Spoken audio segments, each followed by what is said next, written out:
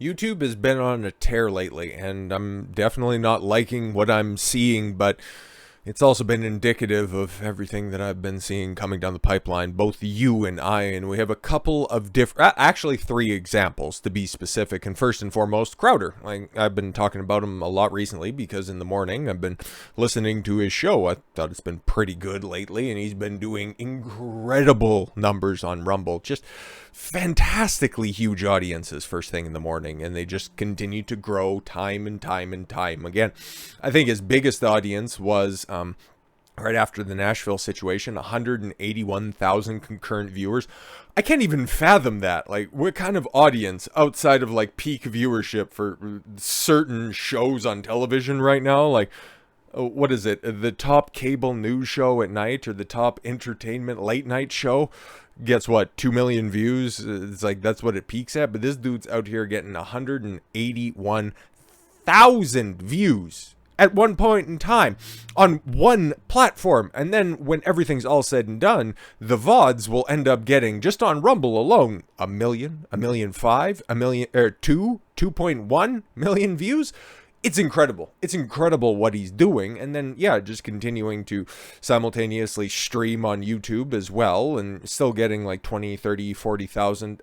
To be completely honest, I've kind of checked out on the, YouTube side of that. I just watch the Rumble show because, hey man, it's all going to be there. So might as well just start over there and continue. And the app is definitely improving. So the barrier for entry when it comes to hopping over to that platform, if you want to, all your favorite creators are over there and they're doing great stuff as well. I would highly recommend it, and I'm going to continue to highly recommend it throughout the rest of this video. But yesterday, I guess, yesterday was this when, this came out? I think so. Yeah, obviously. There's the timestamp of it. But yeah, you got hit with a strike for, YouTube just gave me a strike for reporting on a 13-year-old drag queen twerking on stage. Thank God for Rumble. Yeah, very much so. So theoretically, it's just all going to be put to the test next week when a show comes back. And it's like, oh, okay, cool. YouTube kicks us off. How well are we going to be doing on Rumble? I would not be shocked at all to see 200,000 on Monday. Okay, based on the ability for him to just continue to carry the audience over the past 2 weeks, I wouldn't be surprised at all. But yeah. What was the violation for? Maybe we can see from the picture that's right here. Is this obviously, yeah, okay. Child safety. Child safety. Sorry, what? Okay. Saying that drag queens are sexualizing children by showing video of that puts children at safety. That makes absolutely no sense at all whatsoever, but it's perfectly in line with what YouTube's doing. And then I seen this earlier. Okay, so we got the Lotus Eaters over here. This is Carl Benjamin, Sargon of Akkad's new endeavor. Well, I guess not all that new. They started right before the 2020 election. And yeah, I used to watch it. It used to be pretty good, but it's just kind of vanilla boomer con for me. And hey man, I know that they have a big audience, growing audience as well, and I'm still very much a Sargon Carl fan. He was one of the first people that when I started to look more deeply into that type of content, he was somebody that I gravitated towards back in, what would that be, 2015, 2014, somewhere in that area. And then yeah, I went all the way through until about, I think I probably dropped off at around 2018, 2019, whenever his UKIP run was. I was like, okay, cool, that's great and fantastic. I'll just, check out for a second. But yeah, he's always been in the periphery doing good stuff with Lotus Eaters, especially. I wanted to check that out, see what he's doing. And yeah, having in-person podcasts, really good idea, especially in 2020 when everybody was just doing those stupid little Zoom calls or the StreamYards calls, which the time for those is just about coming to an end, if we're being completely honest. But there's still some good content that it chooses to use that format going forward. But that's another discussion for another time. But they ended up catching a harassment and bullying strike for reporting on the Grammys. Harassment and bullying of the elites that are out there. I haven't seen the clip or anything like that. Obviously, if you'd like to look for it, and it's on Rumble right there, because that's where everybody's going. There's effectively a takeover when it comes to Rumble, because They're actually just letting creators be creators. Okay, so yeah, the Team YouTube, I don't know if they responded to this. Chances are they probably didn't. Of course not. It doesn't look like it's just up there, and the way the replies work, at least on Twitter, I don't know anything about what's going on when it comes to the new algorithm that Elon Musk is talking about. I'll have to delve into that at a later date, but they haven't responded to it at all whatsoever, at least in a public sense, when it comes to this strike. But this was the March 30th. But a couple days earlier, they were completely demonetized by YouTube. For what? For what? Okay, like, normally, I'll throw in and I'll say, fuck or shit every once in a while, okay? It's nothing too terribly spicy. Like, some of my jokes, if you want to take them out of context, can be considered, ist or obe or whatever the hell you want to throw on top of it. But when it comes to the Lotus Eaters, they are far more tame when it comes to that. Like, they, whenever they put their clips up, it's completely clean. I think that they're, based on the way that Carl puts it forth, they're definitely trying to replicate the model, at least with presentation-wise, the Daily Wire has. So, without any of the ad reads, it's a good news source. It's definitely a decent aggregator. Every once in a while, when the right combination of people are up there, I think the podcast is pretty decent in the morning. But to get fully demonetized for, especially for the pernicious ways that they did, I know a little bit about this, but there's a 3-minute long clip that Carl's just staring at the camera, and I want to cover this for a hot second because it's disturbing. YouTube have chosen to demonetize this channel.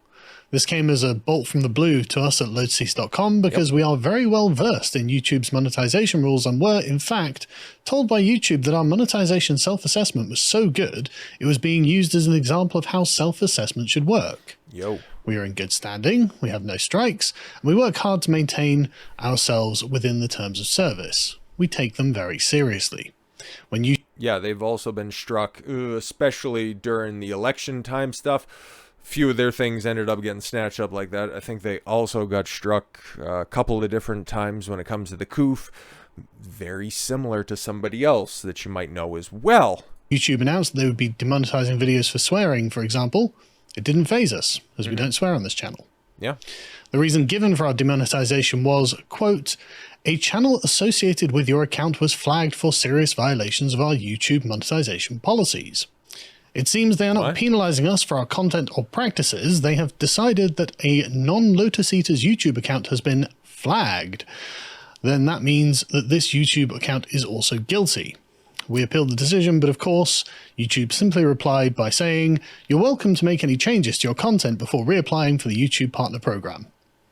Which is not terribly helpful, given how the issue wasn't with our content, but with our associations.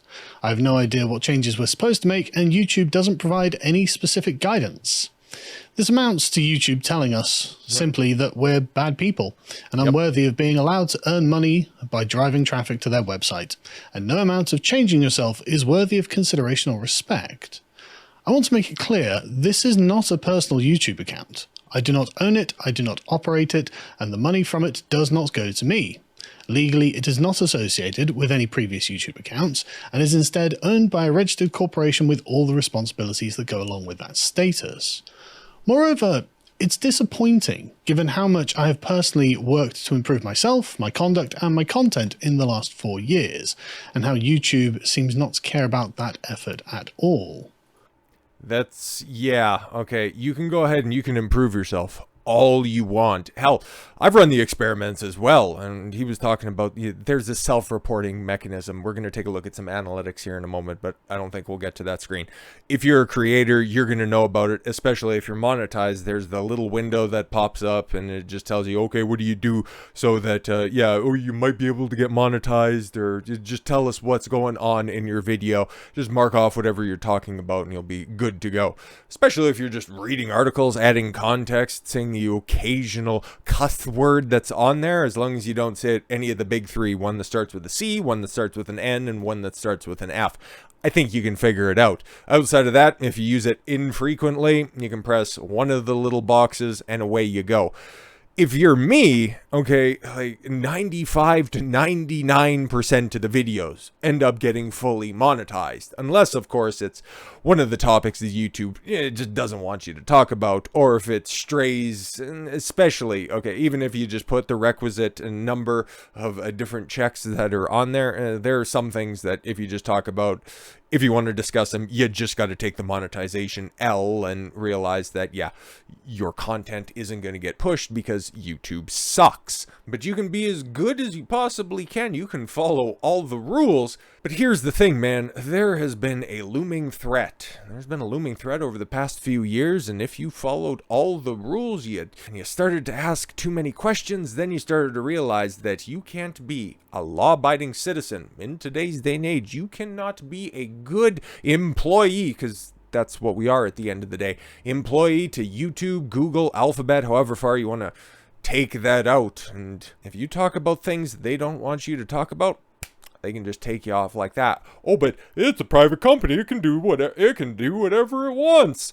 Here's the thing, man. If it's not equal application, if it's not transparent application of the rules, you don't know what you're doing. So it doesn't matter if you're trying to improve yourself. It doesn't matter if you're trying to put on a facade. Okay, if you're talking one way off camera than you are on camera, that's a problem. That's a problem, okay? Now, if you're in front of the camera and you're performing a little bit and you just crank that stuff up to 11, I see that WrestleMania is on right now. I had no idea. That's very interesting.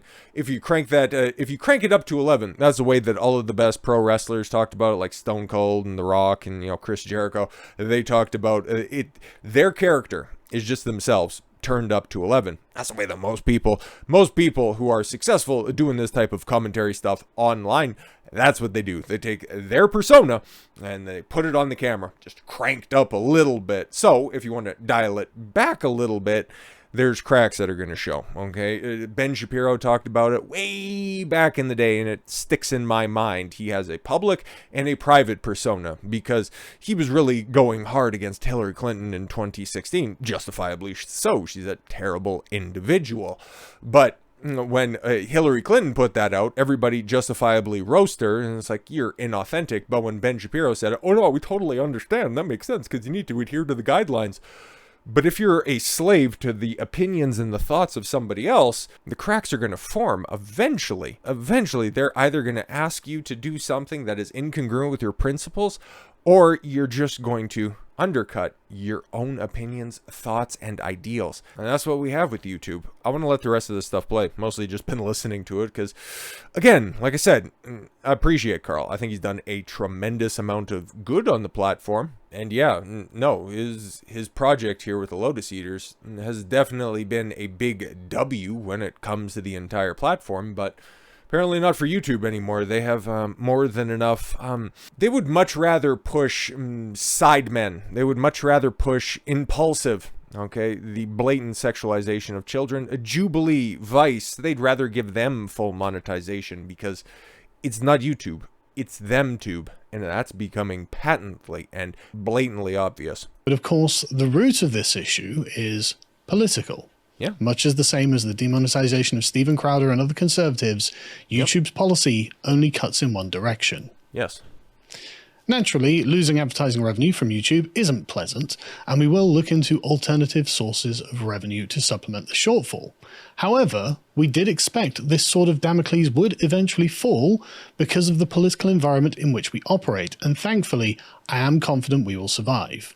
I can't... Yeah, I know the rest of the stuff. I think pretty much, he's just going to hit on those same topics. Like, we're going to get monetization elsewhere. But then he also figured out that, yes, Rumble is a creator-friendly platform. YouTube is not. We stream, yes, the Lotus Eaters podcast on Rumble every day. Don't forget to tune in. All of that stuff as well. Also, quote tweeting the 100% of creator revenue share for subscription badges. Something that I talked about back in the cut a couple of days ago. Brought that up because I thought... man, Rumble's the way forward, because if you start to talk about things that YouTube just doesn't like, it doesn't matter, because there's no comparison that's out there. Okay, Destiny, that's a woman's name. He talks about a whole bunch of stuff, a whole host of stuff that's very interesting. Most of it in context, that's fine. He talks a little bit too much about morals and feelings for what I'd appreciate, and I think that if you basically take away that emotionality from his arguments, well, a lot of them just fall apart at the face of them. Okay, but outside of that, he's never going to get demonetized on YouTube. Twitch is an entirely different animal. If you aren't the leftist of the left, well, it's an ever-present communist just culling that's over there. Whoever's the furthest right of the leftists, they get snatched up. And then that one, and that's a whole bucket of worms that I never, ever want to delve into. But YouTube is quickly becoming that way, because Destiny, it really doesn't much matter, man. He talks about all of the pillars of leftism, and he basically lines up with them anyways, okay? So he's never going to get demonetized over there. There are no equivalents on the left that face the same amount of criticism, the same amount of scrutiny that anybody, even right of Mao, would end up getting on YouTube.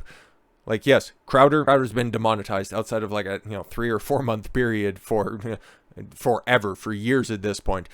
Sargon of Akkad, well, his original channel, it got demonetized way back in the cut a few years ago at this point in time. And then he also had, is that the Streamlabs? The Streamlabs, the third-party donation thing. They kicked him off of that, and it's like, for what? Well, you said things that we don't like. Great, fantastic. And he also, got beat off Patreon. That was years back at this point in time, but he doesn't go by that moniker over on Lotus Eaters. It's obviously, that's the channel, that's a persona that YouTube doesn't like, but they allowed it to be monetized. They got the plaques, they got all the accolades. I think their podcast of the Lotus Eaters channel and the main Lotus Eaters channel both eclipsed 100,000 subscribers. So for all this time, it was all fine. But then all of a sudden, there was a tectonic shift where these places were starting to get strikes. They were starting to get demonetized. And this is something that I've regrettably had to turn on myself and start look at, and it's like, they're shadow banning your content, and then if they're taking it a step further to demonetize, and if you're the one-man show like this, it's real scurry. It's real scurry, especially if you have 3 years of work behind this, and then all of a sudden they can just get rid of let's just say channel or something like that. Woke up this morning to see this, doing a couple of just little clerical things behind the scenes, and getting ready to go. Just wake up in the morning, do some sit-ups, do some push-ups, take a look, and it's like, oh, okay, see what's going on Twitter. Okay, if there's anything specifically that I need to address, if it comes to the news or anything like that, and then also shit post in the morning, because sometimes that's fun. And then go to click over on the emails, and then realize, hi. You get the little YouTube notification thing, and it's like, oh, okay, we've removed your, okay, cool, great, wonderful, fantastic, I'm gonna have to appeal another strike. We've removed your channel, okay, because this is what I end up getting this morning. It says yesterday, but I don't have access to this anymore, so. Hi, Dawn, hi. We have reviewed your content and found severe or repeated violations for our community guidelines. Interesting. Because of this, we have removed your channel from YouTube. Sorry, what?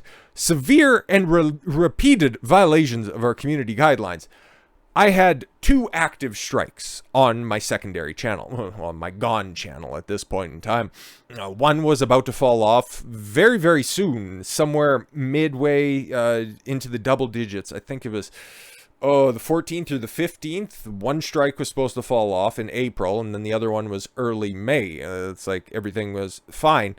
I didn't get a third strike or anything like that. YouTube just decided to snatch up this channel, and that was it when it came to it. Okay, so I got the screenshot of this. Okay, so remove your channel. We know that that's probably very upsetting youth, and our job is to keep everybody safe. If you were ever over on my secondary channel, it had 200 subscribers. It was 18 months of work, and mostly it was just vitamin breakdowns, resistance training. What else? Some finance talk as well. Getting your mindset correct. Like, it was all just self-improvement stuff. I barely swore. I think one fuck ended up slipping through time and time again, but yeah, I could probably count on one hand the amount of videos that actually had profanity in them. The rest of the time, squeaky clean stuff, reading studies, cited studies, CDC, WHO, all of the different requisite health authorities, all of their studies, all of them cited. But the moment that I started to pop up on YouTube's radar, is when I was starting to talk about anything that had to do with that or that. Interesting. So I ended up facing what?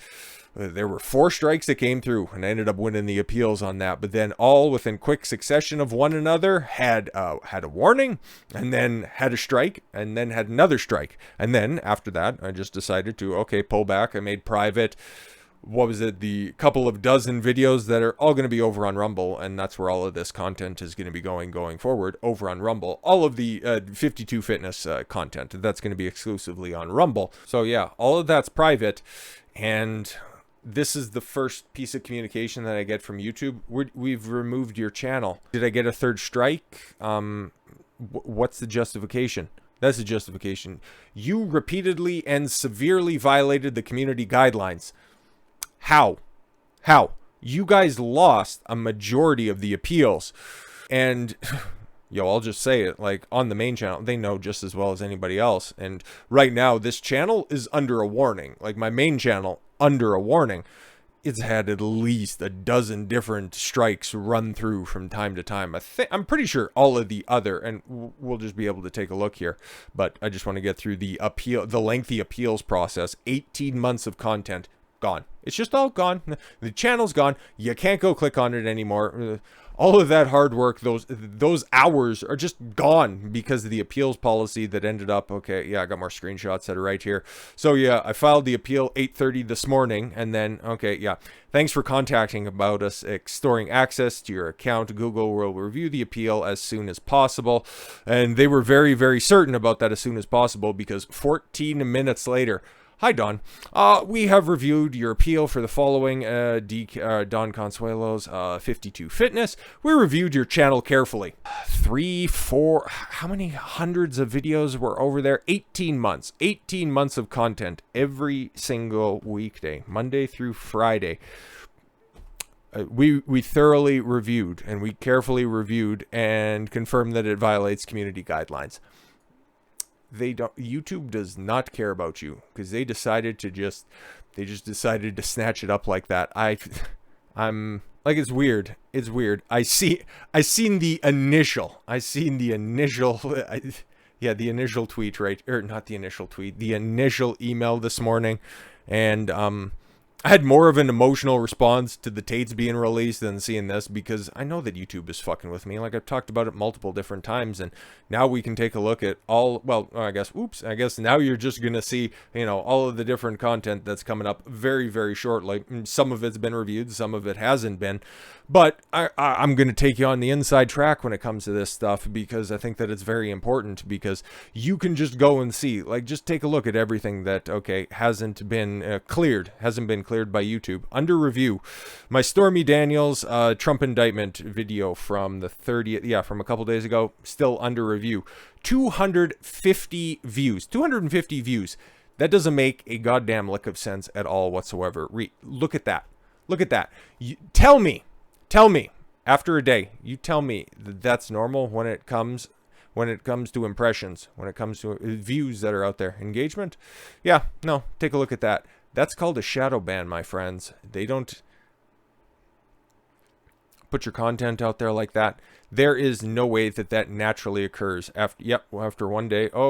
Nice natural flow. Oh yeah, it's on the come up, and then straight the fuck across.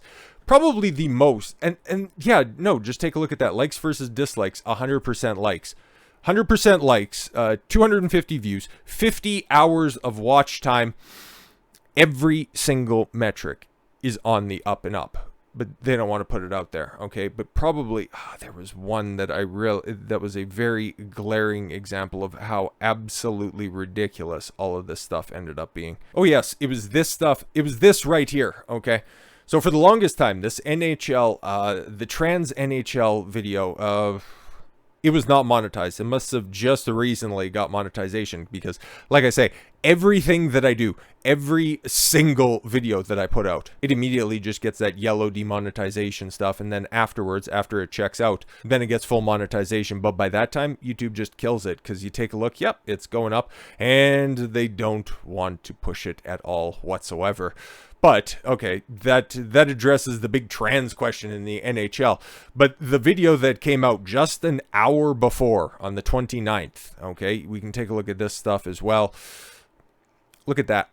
Look at that. They push that. And they try to tell you that demonetization doesn't do anything when it comes to pushing your content out there.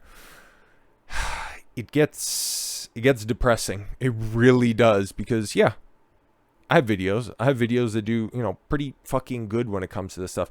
Like, take a look at this Tate video. 92, you might be able to see that. Sorry, I don't have OBS on screen right now.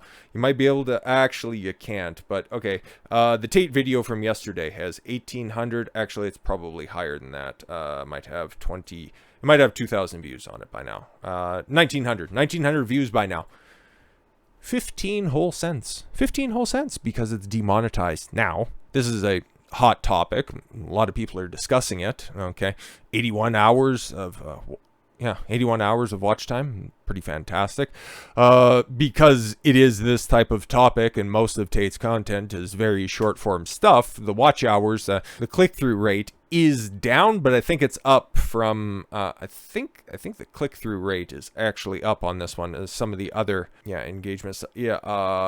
Engagement is up. Watch hours, unique views, 50-50. Yeah, so for the first time in a long time, okay, 52% of people are actually watching this, which is, you know, that are not subscribed. So at least that stuff's getting pushed out there. But there is absolutely zero excuse. This is the most glaring example, because I was quick on this one. Okay, I made a specific effort to put this out as quickly as possible, because when I first got the information, it was within the hour, and then that video was up about 90 minutes after the news dropped that the grand jury ended up voting to indict Trump. 250 views after just about 2 days of being out there. YouTube wants certain people to succeed. They don't want... YouTube was built off of small creators. We can just go ahead and get this out of here. Can we get maybe something, you know... I guess that's a little less depressing. Okay, well, whatever. But yeah, my secondary channel, that was a passion project and in good standing. I made no money from it and followed every rule. YouTube creators don't care about you. It is, in fact, censorship, and that's why I'm happy. And by the time that this goes up, very, very shortly, I'll be going live for the first time ever on Rumble, as long as there's no technical issues that are going to be over there, because... Man, I've said this multiple different times, and especially when a lot of the Eliza Blue stuff popped off. This is going to be the year to make it. It is 100% going to be the year to make it, because if I don't make it this year, well, I've got to look elsewhere, because it's been 2.5 years since August of 2020. I've been posting videos every single day. If I was struck on YouTube, they were exclusively over on Rumble. Regardless, I've been here every single day. And then to have everything fuck around in the background like what YouTube's doing, and for the longest time, Rumble, there was no money in Rumble, but then all of a sudden when you had Tate pop over, and then when you have Crowder start doing numbers, then people are starting to pay attention to it, and there's actually something going on there. But then when everything starts to look good, and then YouTube decides to just step on you, and for no good reason, for nothing at all, didn't get a third strike. No information on that one at all. Just, you violated YouTube community guidelines. What does that mean? You violated the guidelines. Great, wonderful, fantastic. As nebulous as that is, basically boils down to, if we don't like you, you're not welcome here anymore. Fantastic. So... it really does just all depend on good people like you guys out there, okay? I legitimately do this in order to add some truth and honesty to the news as I see it that's out there.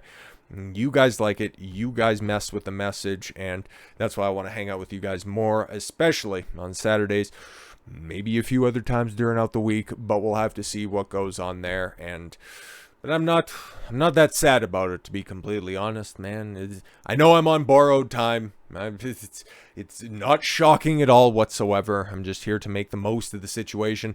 Hopefully, like, my entire purpose behind continuing to use YouTube, regardless of them jacking me around right now, is move people over to Rumble, because you take a look at everything that's going on there. It's subscriber gain after subscriber gain, day after day. For YouTube, like, we could take a look at that. Okay, we've looked at the analytics enough, okay? The fact that I've been stuck at 3,320 something for the past 2 weeks is ridiculous. Absolutely ridiculous. With all of the views continuing to go up, hundreds of views per video, it makes zero sense at all to fluctuate, hitting up at 33.27 and then falling as low as 33.21, only to rebound throughout the course of the day.